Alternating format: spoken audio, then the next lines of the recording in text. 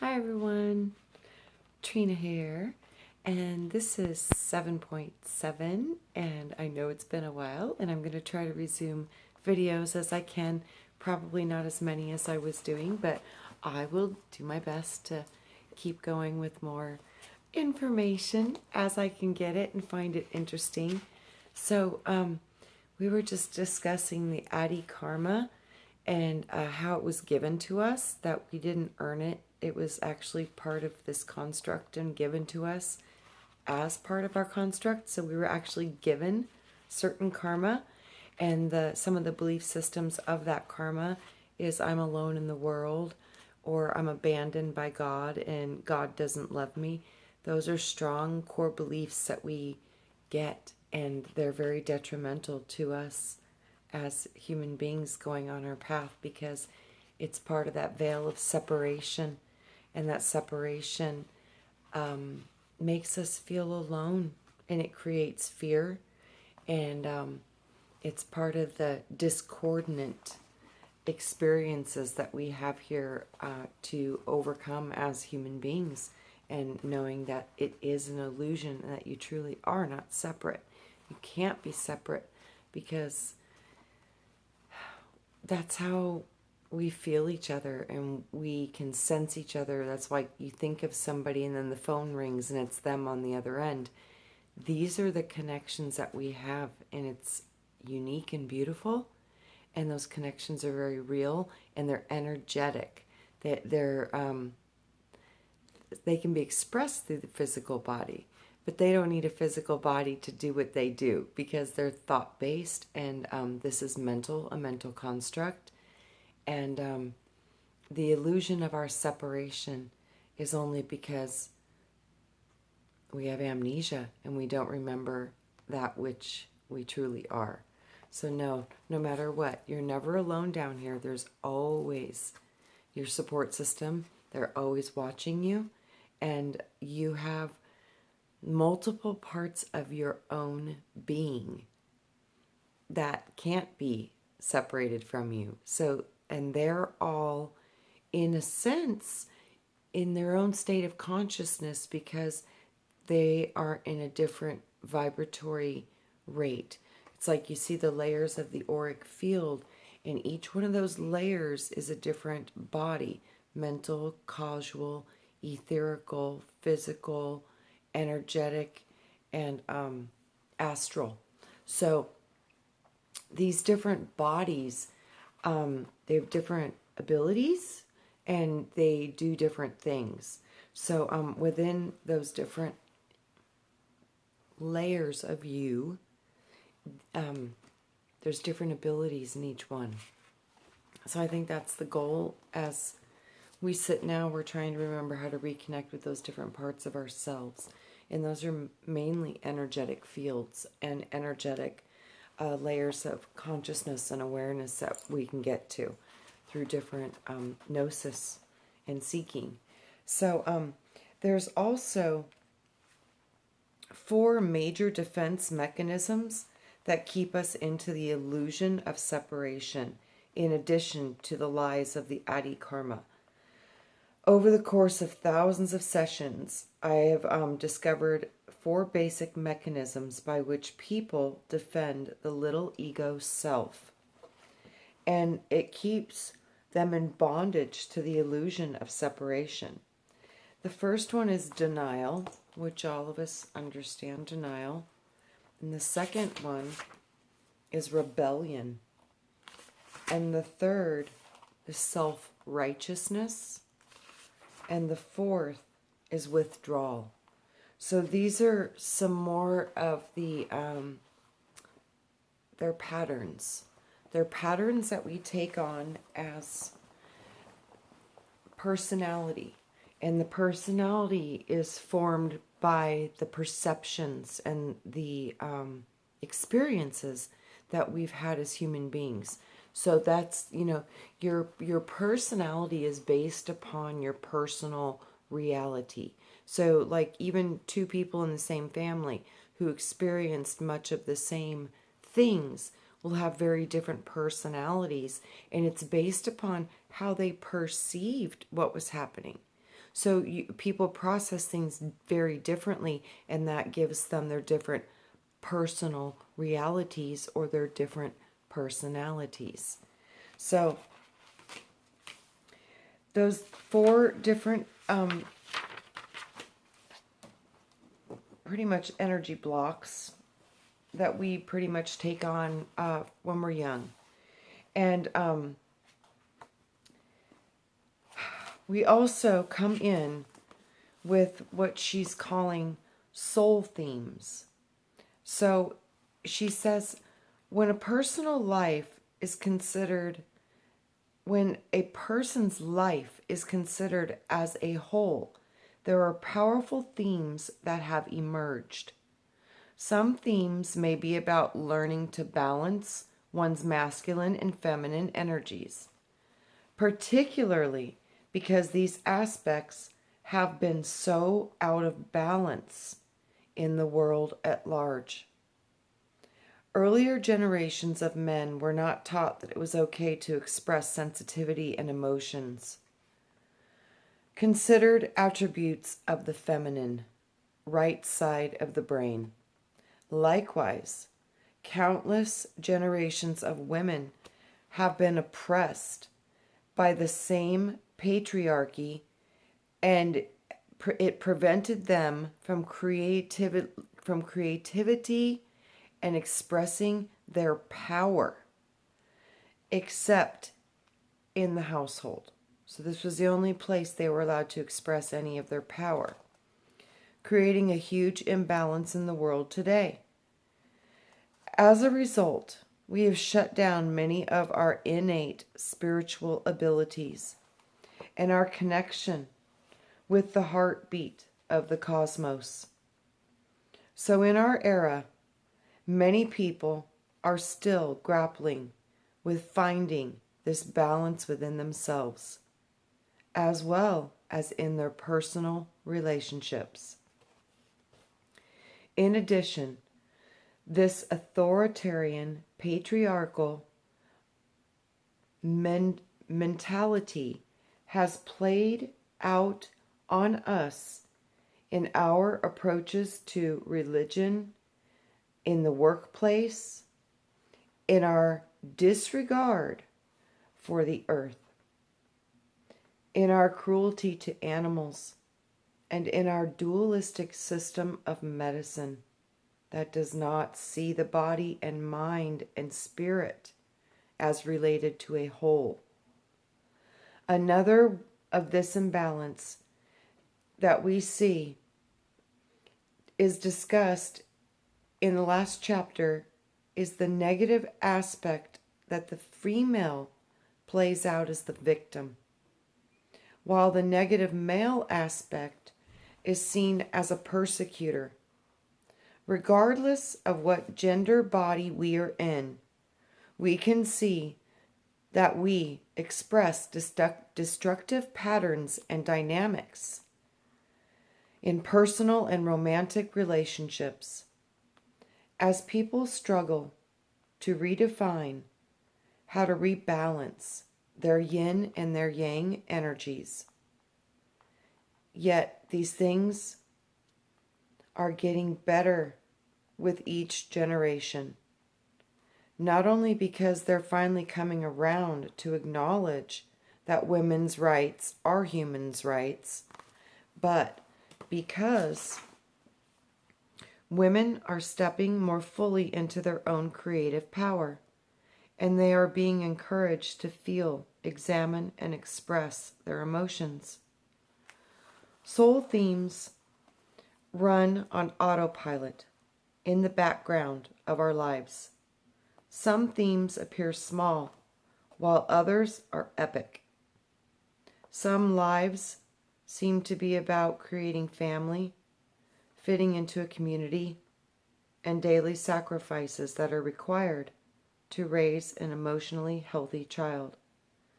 While these lifetimes might seem unexceptional on the surface, they can be very big in terms of long-term rewards.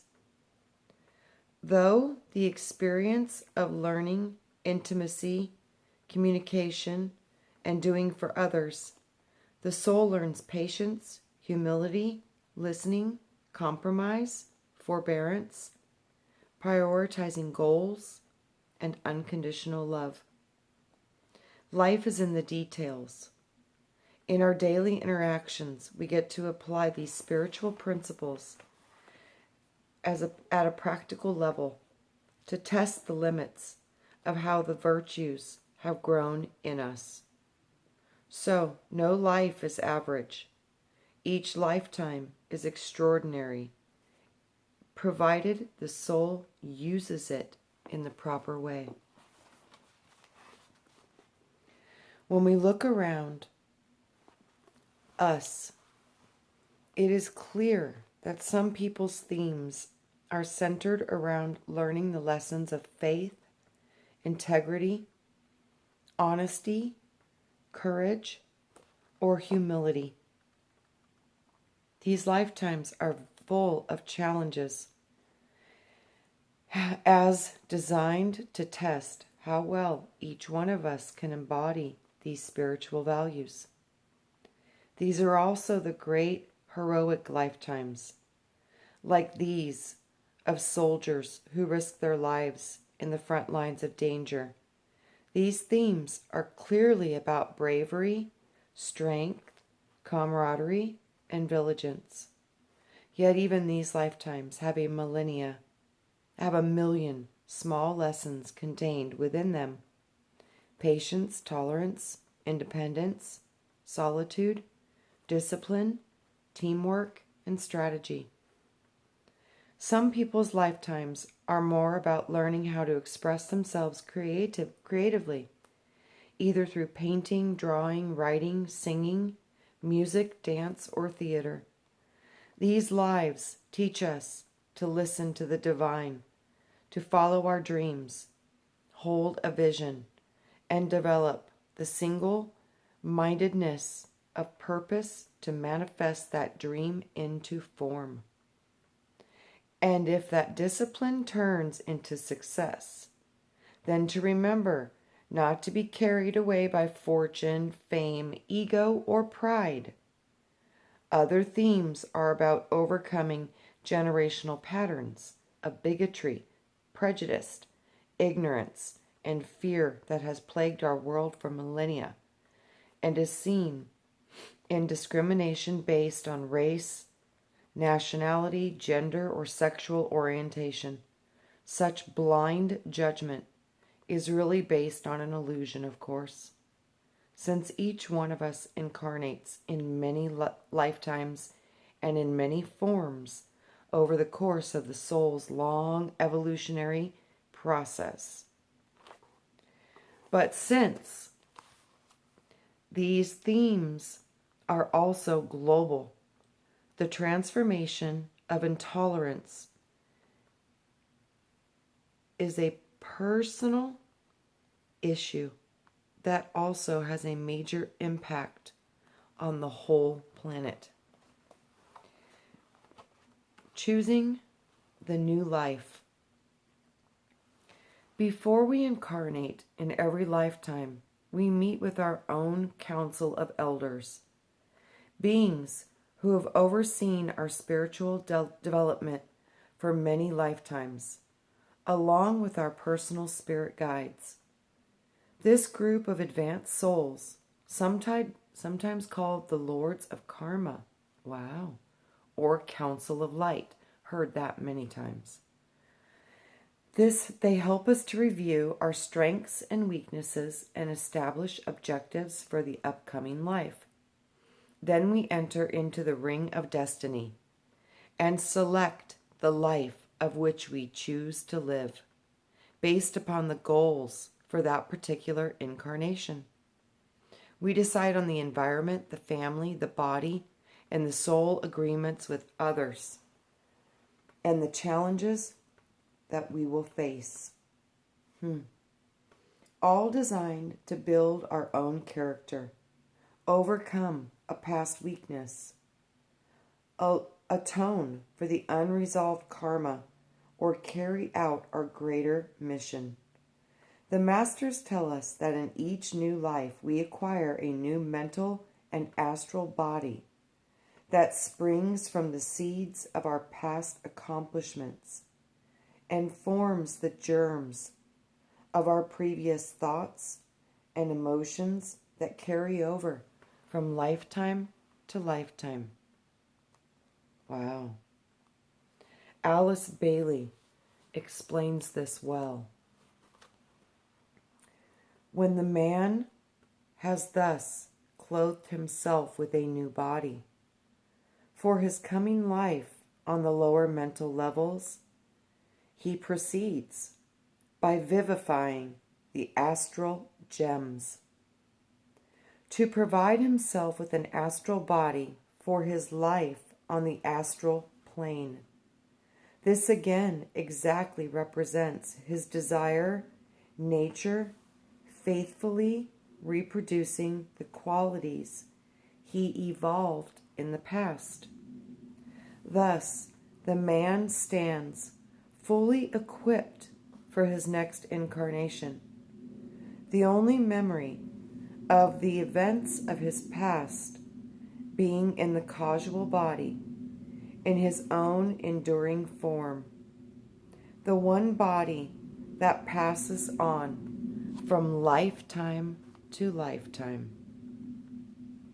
In past lives, he, the soul, had made ties with contracted liabilities towards other human beings, and some of these partly determined his place of birth and the family. He has been a source of happiness or unhappiness to others. This is the factor in determining the conditions of the upcoming life. So whether you brought happiness or unhappiness determines your next life.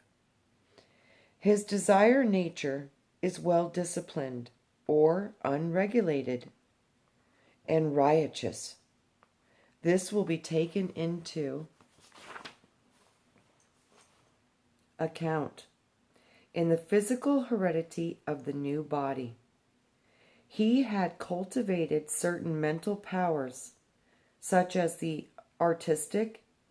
This must be considered, as he, here again, physically, hereditally, is an important factor when delicacy of a nervous organization and a tactile sensibility is required, and so on, in endless varieties of ways. So we're bringing in different attributes from different parts of ourselves into these new lifetimes, and it appears that all of this information goes from lifetime to lifetime through one specific energetic body, the causal body. That's interesting. So the race, the nation, the family being thus determined, what may be called the mold of the physical body, suitable for expression of man's qualities, and for the working out of the causes he has set going. It is given by these great ones, the lords of karma, and the new etheric double that surrounds the physical body. A copy of this is built within the mother's womb by the agency of an elemental, the thought of the karmic lords being its motive power. Wow. It's interesting. Thus, we find that the choice of the body, mind, and emotional temperament we receive in each new lifetime is based on the desire, thoughts, and accomplishment of past lifetimes, which helps us to build a continuation between life lessons. This slow, gradual accumulation of experiences leads us to wisdom, creating a powerful foundation for the ultimate mastery. Likewise, the physical body that starts anew in every lifetime, but the talents, the gifts, and the affinities that we have developed through time come with us. This allows the soul to begin developing strong soul themes that follow us from lifetime to lifetime. When we look around us, we find people who are naturally gifted at mechanics, engineers, or builders. This is because they have acquired these practical abilities over different lifetimes. Others are gifted musicians, singers, writers, teachers, playwrights, and show genius from an early age. Like Mozart, the brilliant 5-year-old prodigy, who obviously spent many lifetimes developing his talent. This is also true of the subtle spiritual gifts of the clairvoyant, the clairaudient, the clairsentient, telepathy, healing, and dream interpretation. While the propensity for the talent can certainly be inherited from one's family line, the natural levels of talent really emerge as the result of lifetimes of collective experience in a given field. Thus, we should never be jealous of another person's talent or success, for they have earned it. Those abilities through many lifetimes of focused effort. Wow, that is profound. We should never be jealous of another person's talent or success, for he has earned it and earned those abilities through many lifetimes of focused effort. That's beautiful. In the many thousands of soul readings that I have done, I find that many souls have spiritual themes that I would call their strong suits. One person's theme may involve justice or freedom, leading them to choose a lifetime as a diplomat, a journalist, a political activist, a statesman, or a freedom fighter. Another person may develop skills in governance or warfare that it can be used in this lifetime to become a fireman, a policeman, a National Guardman, or a city council member. Sometimes 2 or more of these themes can work together. For example, teaching,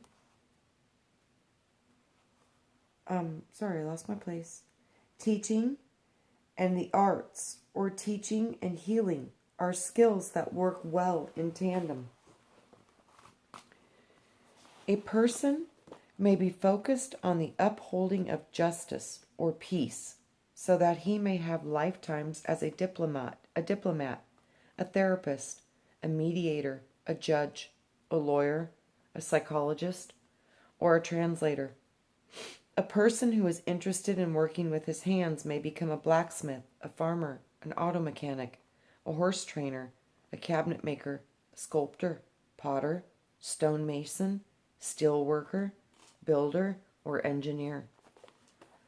The soul that is focused on communication may incarnate as a writer, an editor, a publisher, a reporter, a spokesperson, a mediator, translator, public speaker, radio host, a disc jockey, a scriptwriter, a web designer.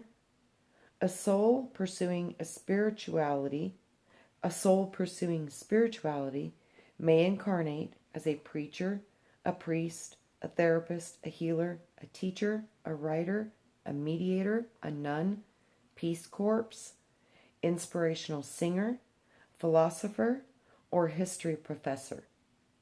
A soul focused on healing may incarnate as a doctor, a nurse, an acupuncturist, a naturopath, a qigong teacher, a nutritionalist, an organic farmer, the owner of a health food store, a physical therapist, a gym owner, a bodybuilder, an athlete, a chiropractor, a Reiki practitioner, a hypnotherapist, or the developer of new vitamins, cosmetics, or pharmaceuticals. You get the point? For every theme, there are a wide variety of ways to explore our interests. Many lives are the lessons in courage, from the military hero who saves his buddies on the battlefield to the single mother working 2 jobs just to feed her 5 children. From our list of virtues, we can see that there are many lessons to be learned. No matter what your occupation, in one life, we may be learning only one part of the lesson, while in another, we learn the opposite. For example, Karen's current lifetime may be about learning the nuisance of love, relationships, and intimacy, while Donna's is about learning to stand on her own. Yet every lifetime has its pluses and minuses. Karen may feel overwhelmed with her family's needs and have no time to cultivate her own interests, while Donna knows her freedom and career but wonders why she never got married. Between these 2 extremes is Kayla, who has managed to figure out the lessons of both of these 2 extremes and is able to develop a rewarding career and have a healthy family at the same time. Clearly, a course in mastery. Women among these circumstances are the spiritual lessons that we are constantly learning, and the themes of patience, kindness, commitment, and love, all set against the backdrop of friendship, family, and war, and the conventions of the age in which we live. No wonder Earth is such an advanced program. Oh, guys, I will get us on the next one with gathering new experiences. This book is amazing. It explains such a beautiful perspective on what our soul's trying to do here, how we take on different karma and different patterns, so that way we can learn and perfect and maybe obtain new skills, and how when we find resonance with the things in us that we're naturally gifted at, that means that we've spent lifetimes mastering those skills. That's profound and that's beautiful. And to never be jealous of another person that excels in anything because they've earned it. That is a beautiful thing to understand. And what a beautiful thing to know that we've truly mastered many things in our soul's evolution. And finding new ways to remember and tap into those gifts that we've truly earned. That's a beautiful concept that I'm going to love diving into and trying to explore more about that and more about the hidden talents and gifts that we may hold within our soul and our soul's consciousness and apparently the causal body. So we'll pick up soon with the next one. I hope I can do a video sooner than it's been lately. I do have to do candlelight vigil tomorrow for my grandmother's funeral, and then December 22nd we're doing the full service so we can get people in from out of state. So we'll be doing that then. So much love to you all. It's been a whirlwind, and I would not rather be on it with anyone other than you all. So thanks for being here. Much love, and we'll see you real soon. Bye-bye.